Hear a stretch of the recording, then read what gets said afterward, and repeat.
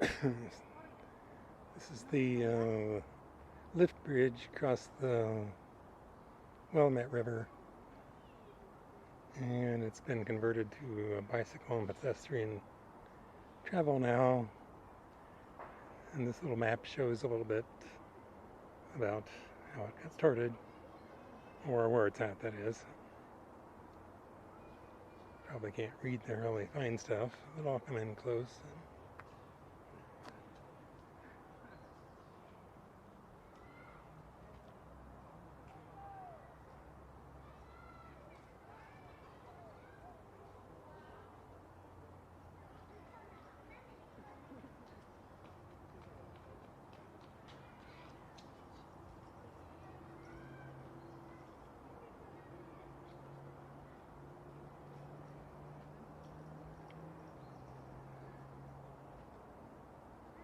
These cars were McKean rail cars, were used through the 1920s, powered by distilled gas engines. They had such an unpleasant odor, they were called skunks. This second depot was completed in 1889. After our first depot was burned, this depot was also partially destroyed by fire and replaced by the depot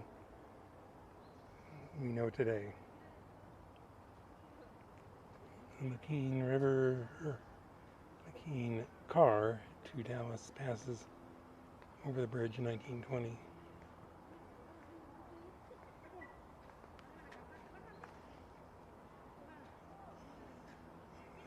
Gerlander Crossing supplied place for travelers to wait for their train.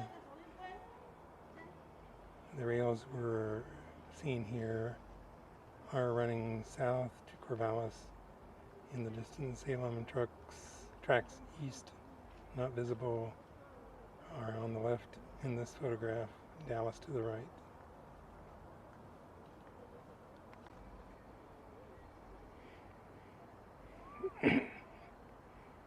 Against flood and fire. 850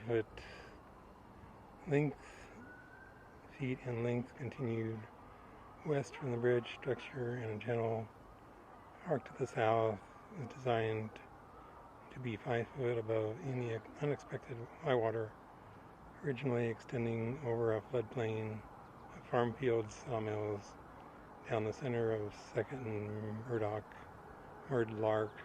streets to Dallas and beyond.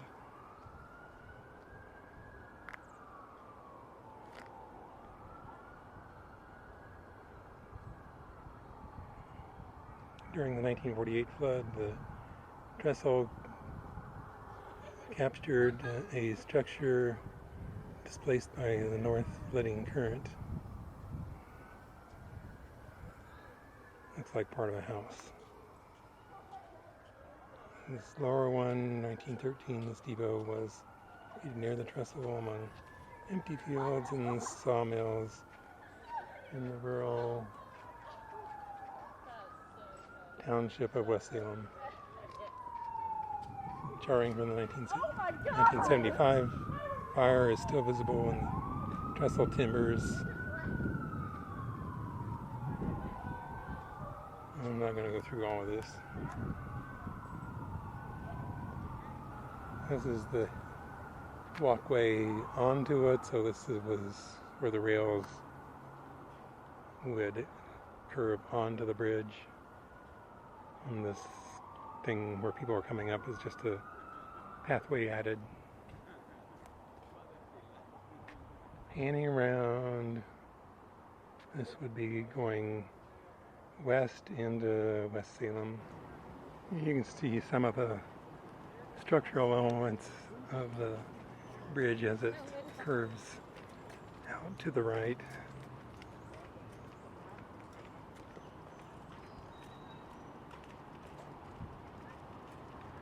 And there's a park down below it on both sides.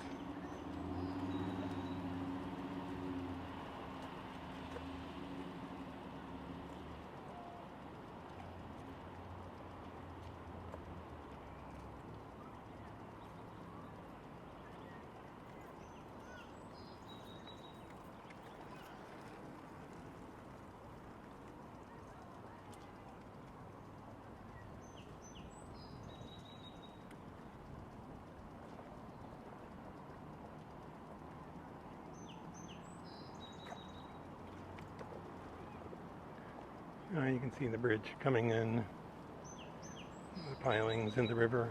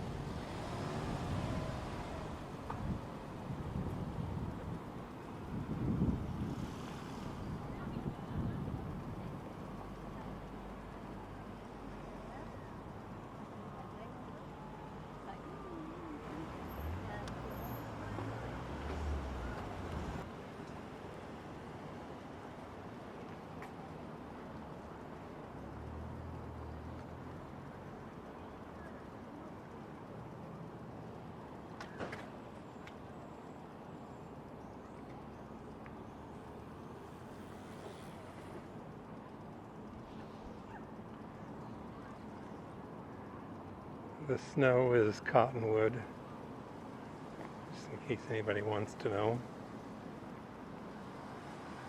It's rather a pain. Nobody plants a real cottonwood in their yard, unless they're crazy.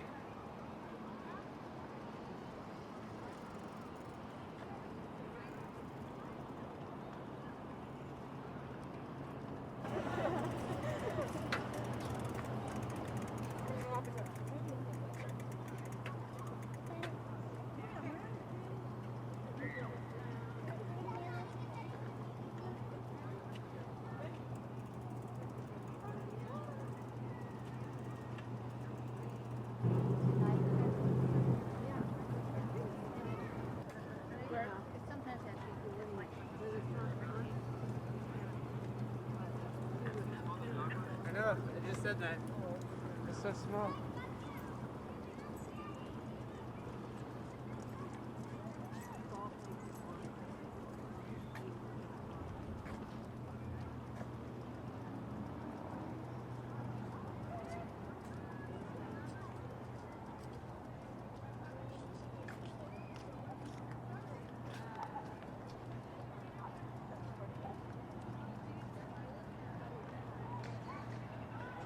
Down the way there is a replica steamboat.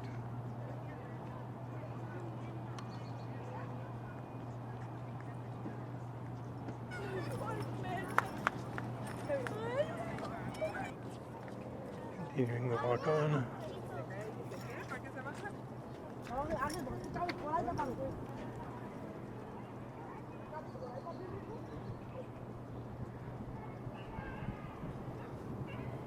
Gil and Glennis live way up the river there, about 1.5 miles.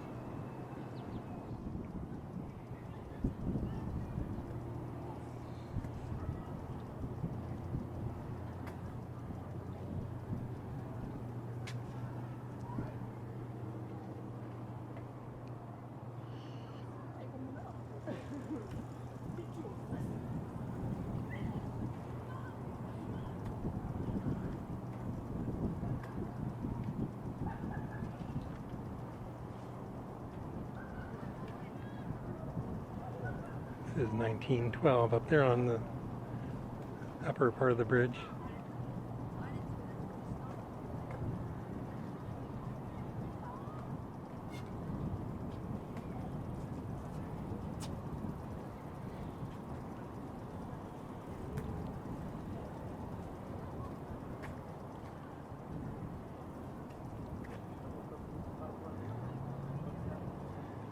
See the lift portion of it there, which would have been the span they would have lifted for steamboats to go under.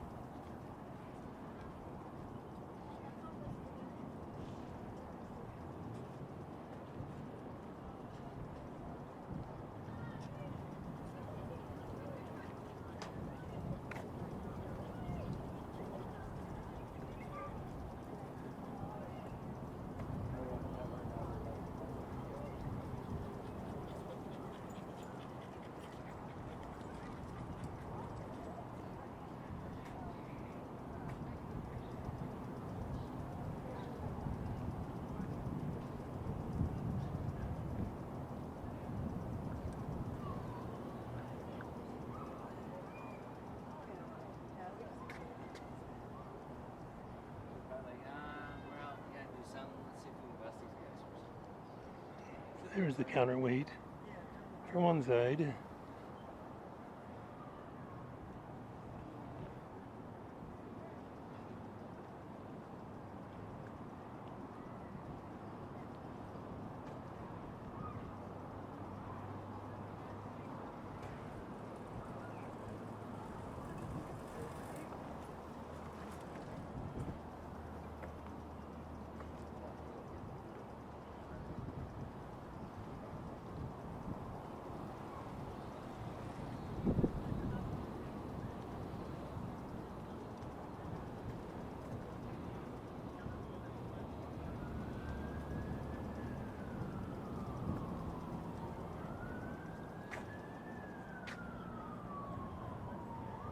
The counterweight for the other side.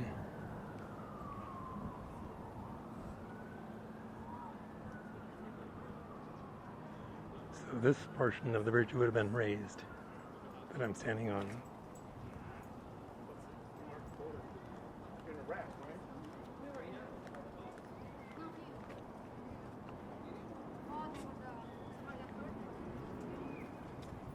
Well, that too.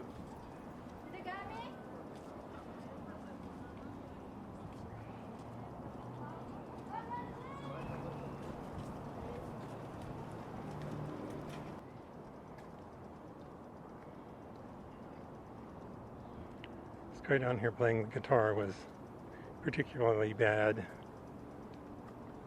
I don't think anybody's thrown any money in his bag or case.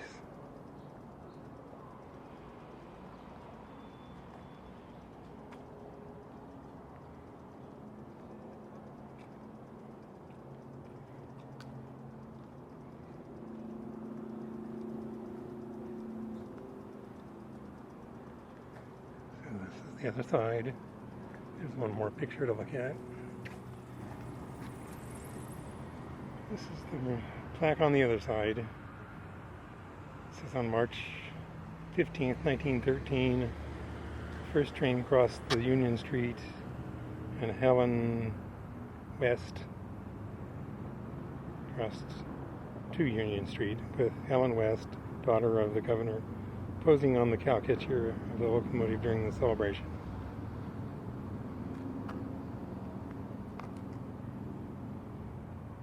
Originally intended for interurban passengers and freight traffic, the bridge is now dedicated to the public use. An operator in the small building at the top of the structure could easily raise and lift the span to allow vessels to pass under the bridge. The Salem citizens cut off from the highway bridge during the flood crossed safely on Union Street in January 1948.